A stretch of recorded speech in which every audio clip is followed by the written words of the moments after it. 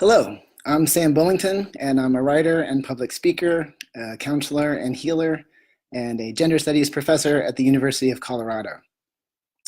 Since there have been so many comments in response to my ad saying that trans people shouldn't be leaders because we have a mental illness, I wanted to take a moment to respond to that issue in particular. So as I mentioned in my last video, then gender is something that most people are simply unconscious about. In fact, most people are not aware that there are gender rules in place until someone breaks them. And that is one of the sacred roles of gender creative people, to help wake people up to the rules that they are living under without their realizing it. Because mainstream folks are unconscious around gender to their own detriment, because gender actually causes a lot of suffering. And I will share some about that now, but I will especially explain that in my next video about why trans and intersex and genderqueer and non-binary folks are meant to be important leaders, and what it is that we particularly have to share with the rest of society. You know, society feels compelled to study and try to understand transgender experience because it seems to be so different from the normal experience of gender. But there is nothing remotely normal about gender development in the contemporary US. As I mentioned in my last video, then gender socialization is entirely compulsory and usually begins before we are even born. We are given gendered names and pronouns directed towards certain colors and toys and hobbies, while discouraged away from others, encouraged to express certain aspects of our personalities, but warned against expressing others. And so at best, we are only allowed to cultivate half of our human potential. And then we are expected to search the world to find our other half so that together we can make a whole. And why would we mandate this? Because it is really a terrific waste of potential and is simply not a path of health and wholeness. My students constantly remind me of the incredible stress and anxiety and pretending involved in trying to live up to these expectations, and the often severe penalties for breaking these mandatory rules. So being called a sissy or a fag, getting beat up, getting punished by parents and coaches and other authority figures, being a social outcast. And so if you think about it, it really requires an awful lot of policing on the part of society to create something that is supposedly natural and inevitable.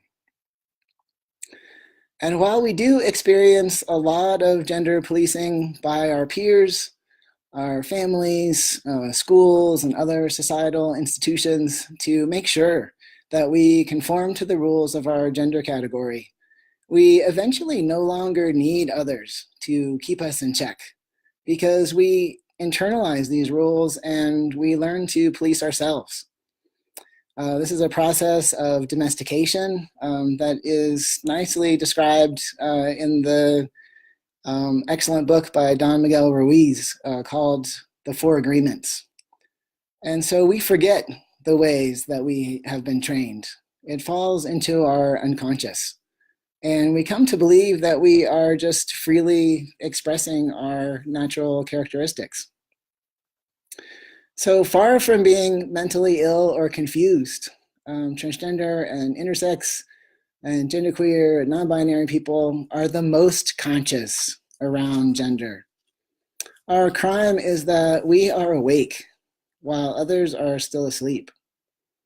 And far from not knowing our own gender, we have engaged in deep reflection and know ourselves and understand gender in ways that most mainstream people never will. So far from being ridiculous gender misfits worthy of pity, we are the gender experts and teachers and healers and we have spent our entire lives in deep study of gender and how it operates, and have insights that other people need to hear. Things that we can see because we stand outside the gender binary that people who are swimming in the middle of it just cannot see. Although society portrays us as the ultimate victims of gender, actually we are the most free of anyone because we have worked hard to free ourselves from our dysfunctional programming. So my source of suffering is not that I was born into the wrong body, but that I was born into the wrong society. I have always known my gender, and there was just a study that came out just this week from the University of Washington, confirmed by a psychologist at San Francisco State University, demonstrating that transgender kids understand their gender from the age of 3. So since I was a kid, there were always my friends who were girls and my friends who were boys, and I was just always something else. And I just happen to live in a society that does not possess the capacity to think as complexly about gender as I do. So Western society teaches people to think in dualities, the either or, black and white, binary thinking that is presently killing us because it leaves us painfully locked in the kind of antagonistic polarization that we are seeing everywhere in society right now. And if I was born in a non-Western culture, I actually probably would have had a much easier time of being myself in society because most non-Western cultures have multiple gender categories, as well as a sense of respect for those who carry the spirits and knowing of multiple genders. So they know, for instance, that we are natural peacemakers and counselors because we have experienced life from multiple vantage points. And so we have the ability to deeply empathize with multiple viewpoints and are therefore able to act as translators across those areas of difference to help people to understand one another and to bring them together. But I was born in the US, one of the hardest places to be who I am, because I am meant to be a teacher and a healer. And this is the place that is the most in need of healing, and I am a doctor. And it is actually our society that is possessed by mental illness around gender, not transgender people. There is something incredibly disturbing and sick about a society that wants to hurt and annihilate me simply because I don't fit into its rigid gender binary. Healthy people are simply not so easily threatened.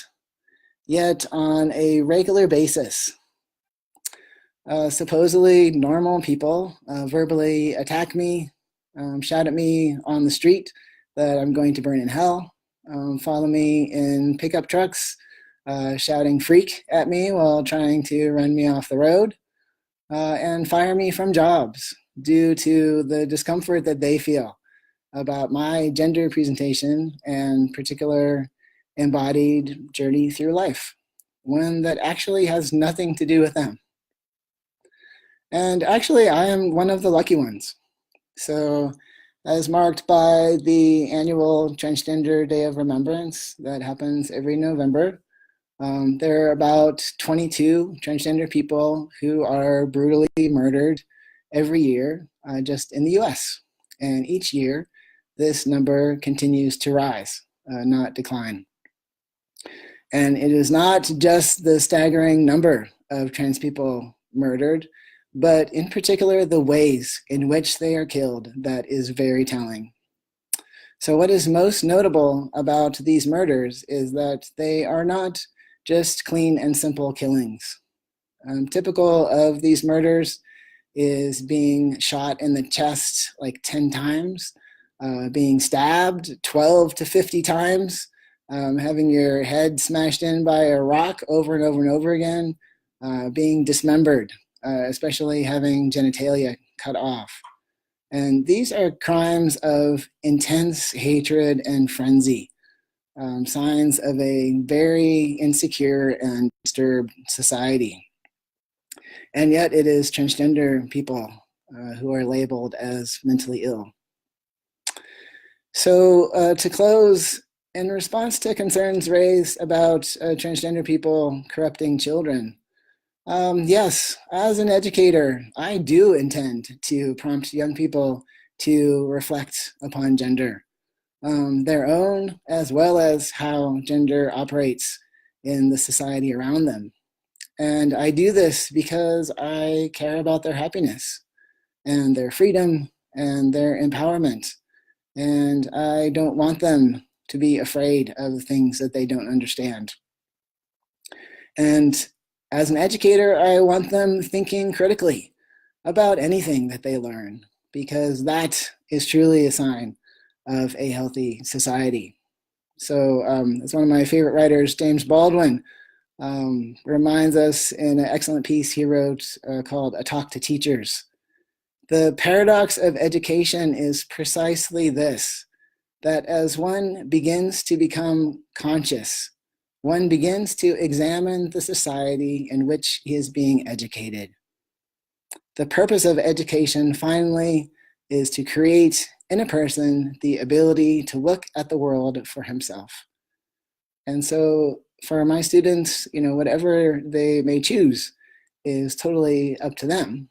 But they are making that choice with the knowledge of the range of options that are available to them, rather than being unconsciously forced into it.